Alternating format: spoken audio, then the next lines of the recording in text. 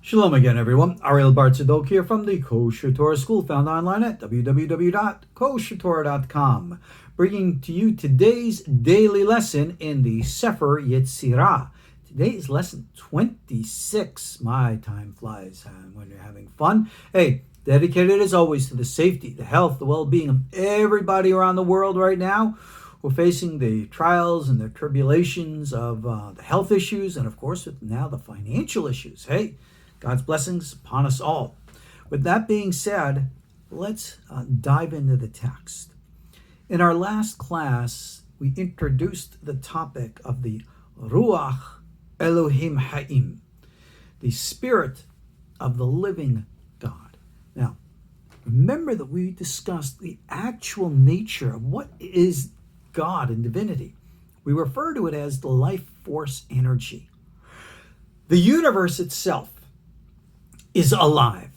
It is a byproduct of, a child of, that which came before it.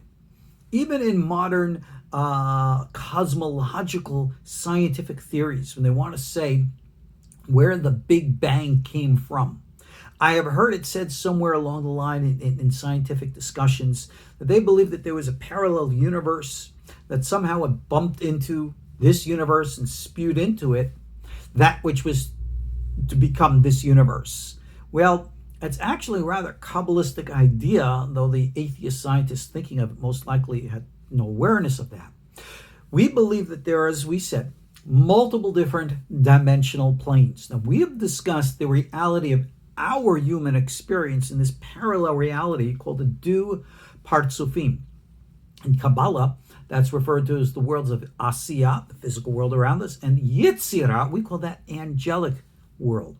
But the Kabbalah makes it very clear that there are other higher realms. The realm of mind called Beriah, the ideal realm called Atzilut, and then even above that, the source world called Adam Kadmon, and above that, the great nothing, which no one, no thing in existence can possibly understand.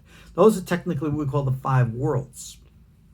Now, when we want to say God talks with us, how do we separate between the fantasy, the delusion, and the reality? The answer is this.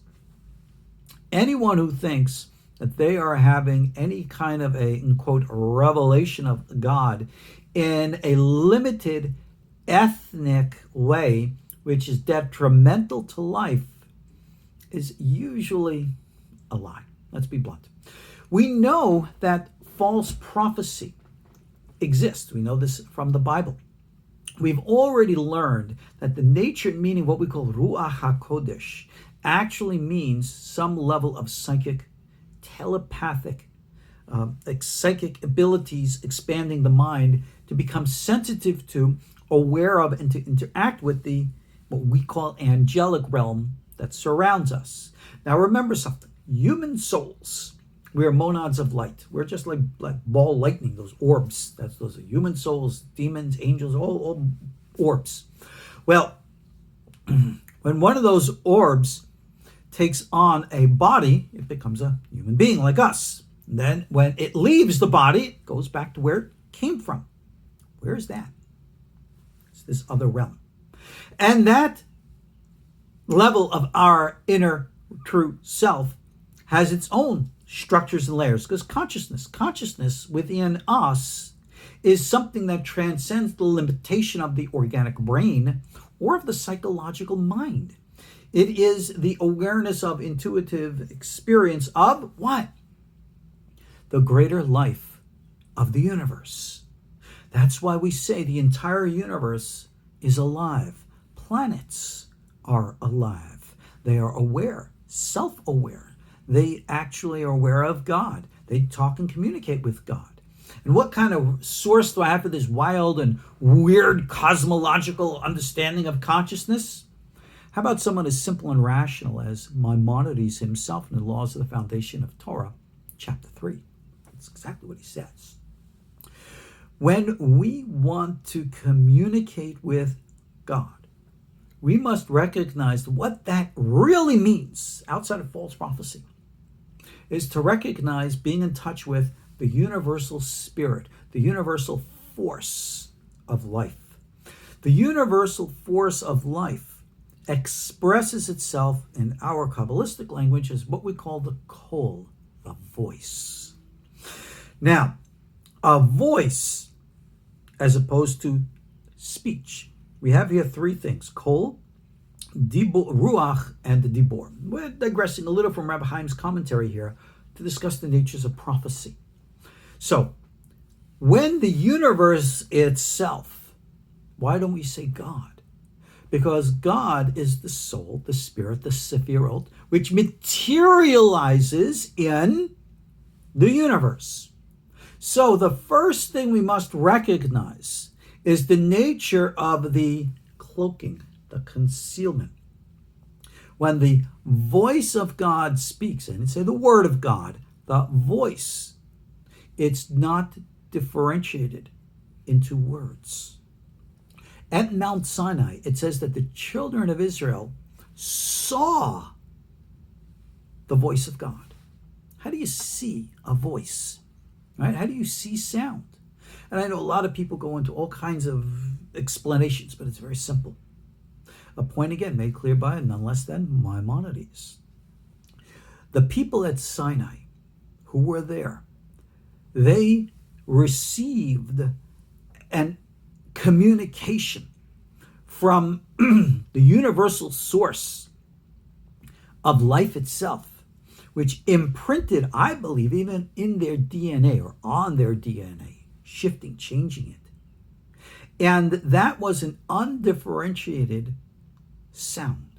The Bible refers to it as the sound of the shofar, which got louder and louder and louder.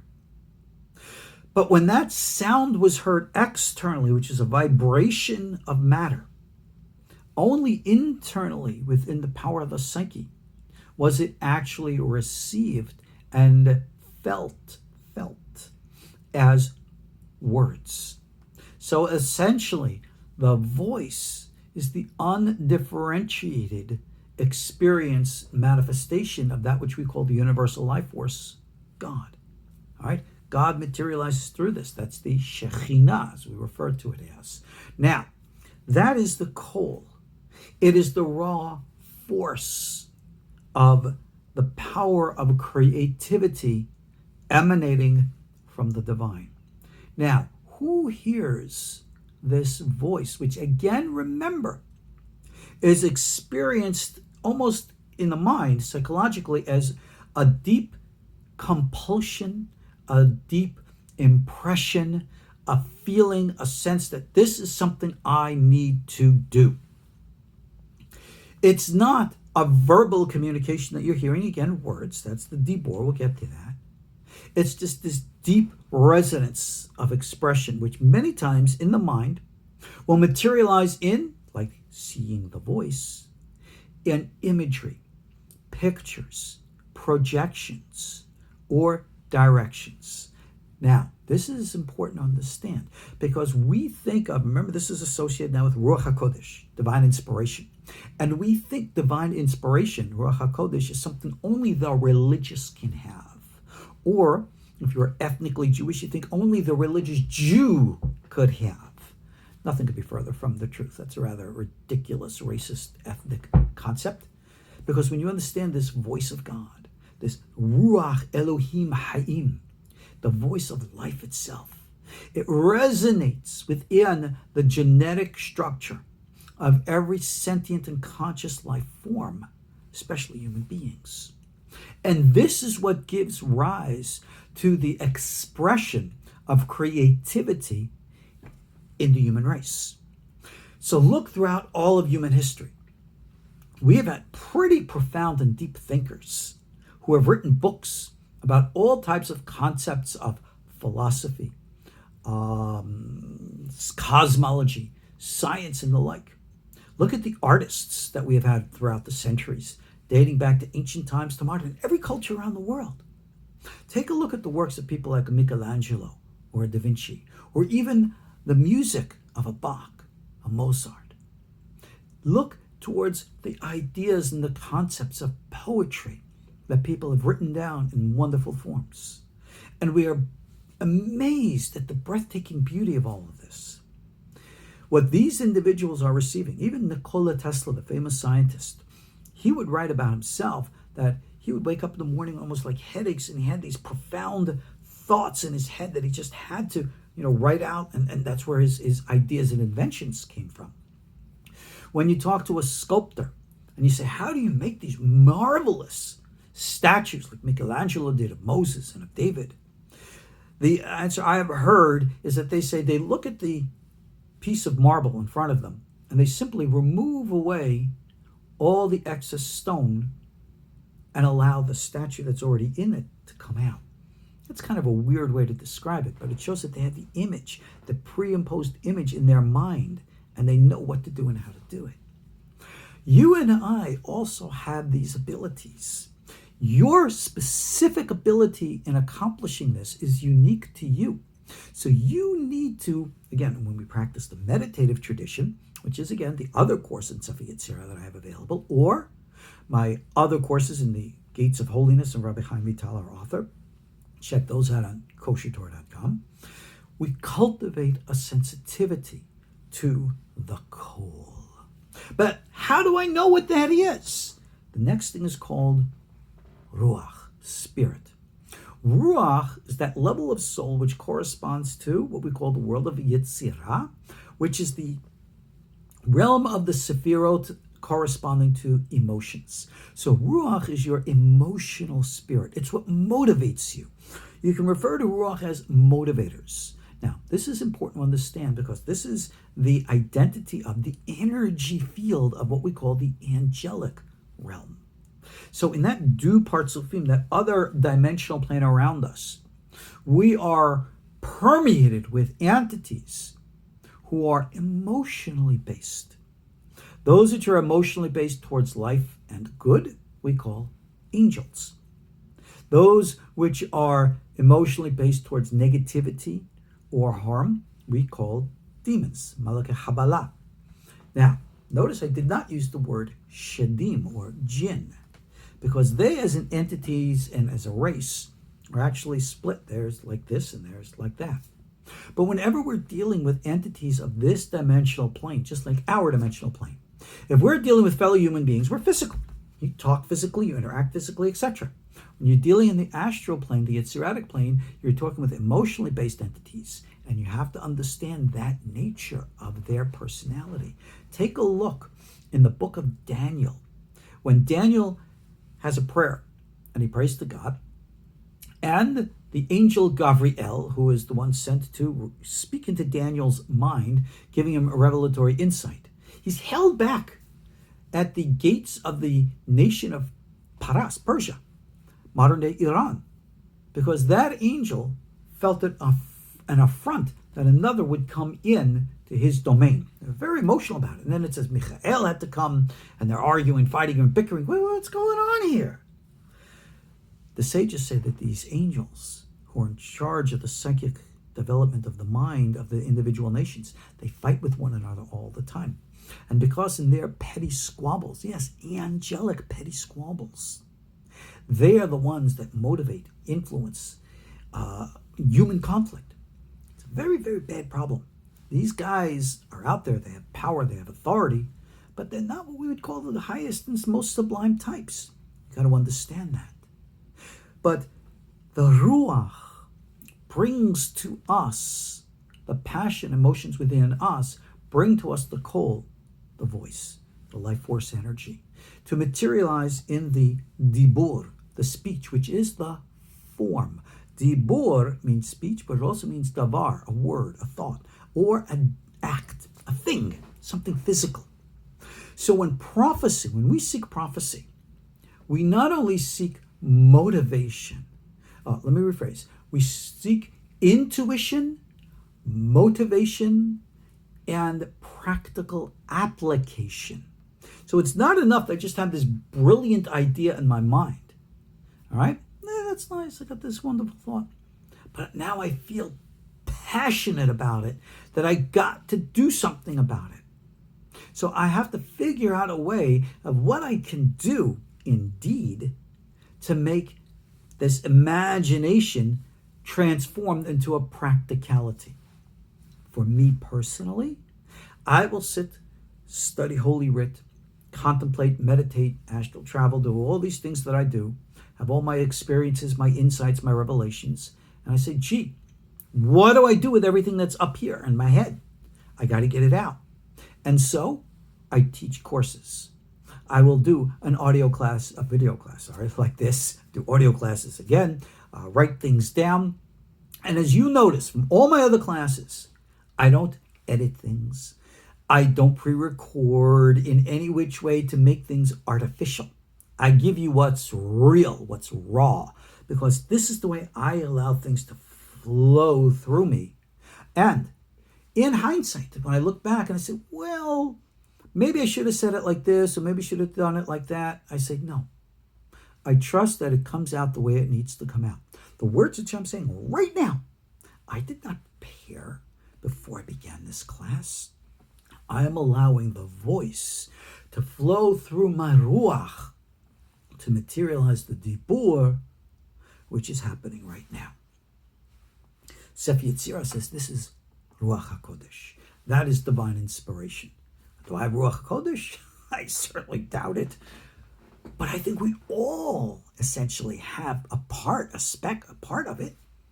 Indeed, in the days of old, the rabbis, they would have an experience, a psychic, telepathic experience of the voice, which materialized through the ruach, this passion, to materialize in their minds. And they heard a telepathic communication, which wasn't necessarily hearing voices in your head, but had a deep resonance of truth. And we call this a bat kol, a daughter of the voice. Because remember, the ultimate voice, the ultimate image of life force, radiates through energetic fields, which we call worlds. And in each world, as each world gets more construct, more concrete, more rigid, that voice has to solidify until it collapses into a singularity. In its ultimate and highest form, it is too powerful for us to receive. That's why the Bible again says, no man can see my face about God and live. We see the backside. We see the condensed form, the concentrate. There you go. It's like Ruach HaKodesh concentrate. That's a good way to help understand this. But we want to talk about the experience of the sefirotic, like we're talking about here. And we talk about the first materialization. Here, Reb Chaim and others will say the first, of course, because you have 10 grades. First, of course, is the will, the divine will. That's that raw life force energy. That's the voice. But will has to materialize has to be experienced first through intuition, and then cognized in understanding, embraced with passion to materialize in form. That's the worlds, and it goes down and down, has to construct itself. This is what we experience every day. This is the practice of prophecy. So, Reb Chaim talks about this in his commentary to this section here, about everything coming from what he calls the yesod of Abba, which is that creative, active force in the intuitive mind. And of course, he uses a very blunt and overt sexual terminology to describe it. Y'all know what sex is. Y'all understand the passion and the intensity of sex. It's that same passion and intensity, which is that Yetziratic energy of this higher dimensional plane. That's why fallen angels or bad angels are always attracted to sexual intercourse with humans. And that creates the hybrids, the bad stuff. Remember Noah's Ark, the fallen angels, and all the rest of that stuff. But that energy and that attraction is still there. So for those of you who say, gee, I want to be intimate and coupled with an angelic being, well, you might get what calls a demonic being. Stay away from that stuff. You don't want to go there because you don't want to imbalance energies. Follow the course, the path. This is why my courses are out there. The Kabbalah of Spiritual Contact is what I call Shari Kedusha Part 3. And then Practical Functions in Torah Meditation. Shari Kedusha, the Censored Part 4. I think I'm the only one who teaches this stuff out there. And of course, I have all the other stuff out there. But if you want to experience Kol Ruach Dibur, Zvehu Ruach HaKodesh. You want to experience it, then you got to practice it. You got to create the vessel so that the kol, the voice, can translate into the word. I'm here to help you with that, but you're the one who's got to do it. So take that to mind in this lesson 26, Gematria Yud-Ke Vav-Ke, proper and appropriate to connect. Ariel Bar Tzadok here from the Kosher Torah School, KosherTorah.com. Check out those courses online. Don't you hold back from them, especially now when you need them most. I'll talk to you all soon. I'll see you in our next class.